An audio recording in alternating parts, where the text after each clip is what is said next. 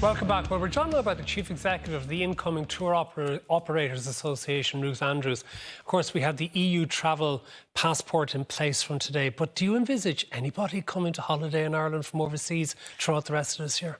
Well, unfortunately, Matt, yet again, Ireland ends up being outliers in all of the planning and the arrangements that have been put in place by the EU, which, of course, as you mentioned, was launched today across all of the other EU member states, bar Ireland. And with this week's announcement, I can assure you that, unfortunately, what our operators were seeing were cancellations coming in thick and fast. Which is hugely disappointing with all of the work that has gone into trying to make sure that those bookings, particularly from September and going into October, which are hugely important to Irish tourism, could be maintained. But why is that? Because they have hotels and hotel restaurants will be open, and presumably by that stage, bars and restaurants will be open to people coming from other countries who have been vaccinated, who have that certificate.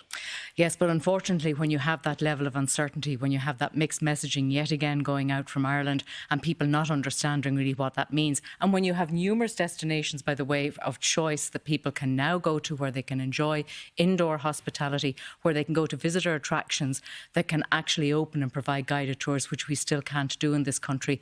The experience that they're going to get in this country has been deteriorating week on week.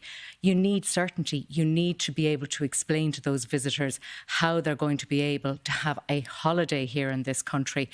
And it's been extremely difficult, even with the positive news of July 19th coming down the tracks for international travel. It's very difficult to give that sort of assurance and confidence to the consumer. And indeed, do you think our hotels worried that they're going to lose domestic business, that people will decide, well, we might as well go on a foreign holiday instead of spending money in Ireland and be restricted in what we can do and where we can go? Absolutely, and it was one of the things I pointed out, I think, the last time you and I spoke, was that danger. And certainly with the announcement of this week, people are now fed up.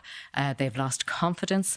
The value of an Irish holiday is about all of the things to do and see, and about all of the options and the spontaneity being able to go out and dine.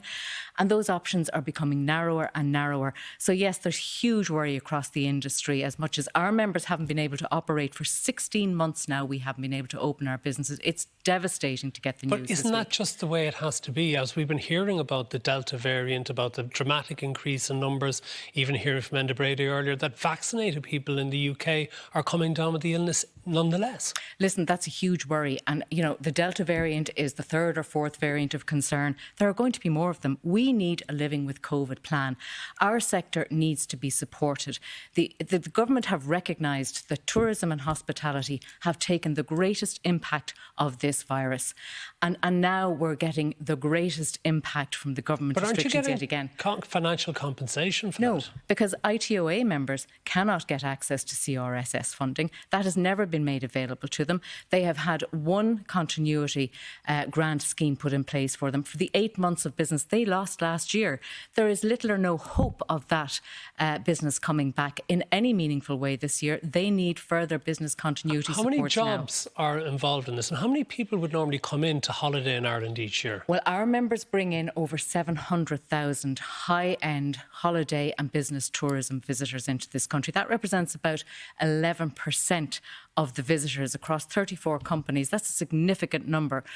Our businesses support over 25,000 jobs in the tourism and hospitality sector because of those visitors who stay longer, spend more. We have 265,000 jobs across the tourism and hospitality business. Bear in mind, unemployment is a huge concern for the younger cohort in this country. In tourism, we employ 2 in every 3 of the employees in tourism are under the age of 35. So the government now have a task to do to make sure that there are going to be jobs for those people, and that we won't have long-term unemployment for that young cohort who enjoy the jobs that they do in tourism and who need those jobs. We need a sectoral-specific support package now to be put in place for tourism until March 2022, until such time as our sector is enabled to recover. Thank you very much for joining us. Our thanks to Ruth Andrews for coming into the studio. So I'll be back on radio on Today FM tomorrow afternoon from 4:30. Claire will be back here